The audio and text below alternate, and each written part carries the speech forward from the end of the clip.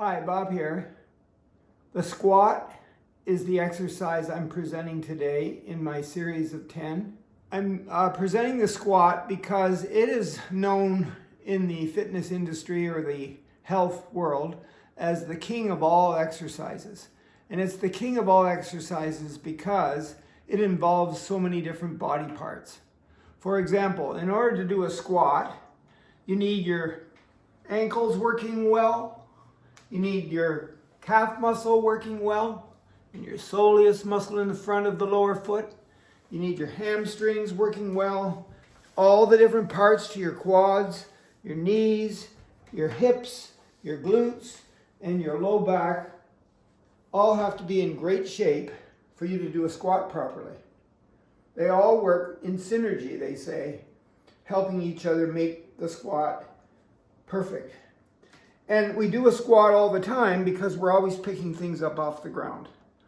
A lot of people don't do that properly. They bend over, keeping their legs straight, and try to pick something up, which isn't a good idea. Because when you want to lower your body down, you want to do a squat and use all those body parts. So I'm going to show you how to do it today. I'm going to do it, first of all, holding onto the back of the chair. I'm going to stand so that my arms are pretty straight. My feet are about as wide as that chair, and my toes are pointing straight ahead. And I'm going to make sure that my feet are grabbing a hold of that floor on the insides of my feet and on the outsides of my feet. Get a good grip on the floor. So if I had either bare feet or a really good shoe on with lots of tread, it would make it even more stable for me. And when I'm holding onto the chair, it makes it stable. Of course, sometimes you're picking things up off the floor and you're not holding on to anything. So you better practice the squat. So anyway, my back has to be pretty straight. I can lean forward a little bit to do this, but my back has to be pretty straight. So therefore, I'm using my Erector Spinae muscles that go up the sides of my spine here so that I can pull my hips forward or push them back, okay? But I want to keep my hips forward so that my back stays pretty straight. And then as I lower my body down, I bend at the knee, and my knees have to be over the middle of my feet. They can't be past my toes, and I got to keep my head up, and I push my bum back, so I'm working my glute muscles, and I'm lowering myself down so I can get what I need off of the floor. And the lower you go, the harder it is on your knees. Therefore, your quads work harder, and so do the lower part of your leg. All of the things in the lower part of your leg works harder too, the lower you go.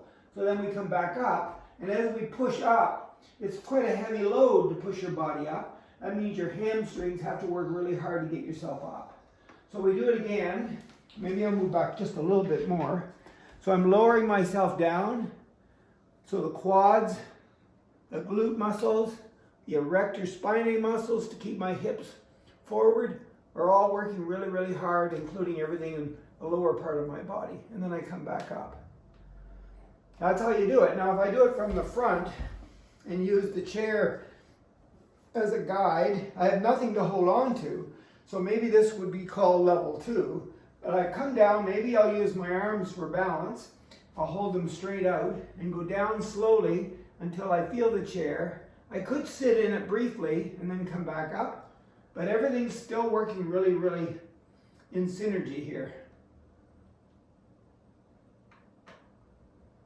And now, of course, I want my diaphragm to work so I get enough oxygen, so I'm going to take a deep breath in and blow out on the way down. And breathe in on the way up and blow out on the way down. And if you need to have a little rest, you rest, and then you come back up. And you got to focus on everything that you're doing. And then I guess the third level for you people that have moved from the back of the chair to the front of the chair to just picking something up off the floor, like maybe one of these juggling balls, I'm going to go, oh, there it is. So I want to think about my position. I lower myself down, keep my head up. I can quickly glance to see where it is, but keep my head up. And then I've got it. Let's try that again. So I come down. The lower you go, the harder it is. And come back up. And that's the squat. You need to practice that every day.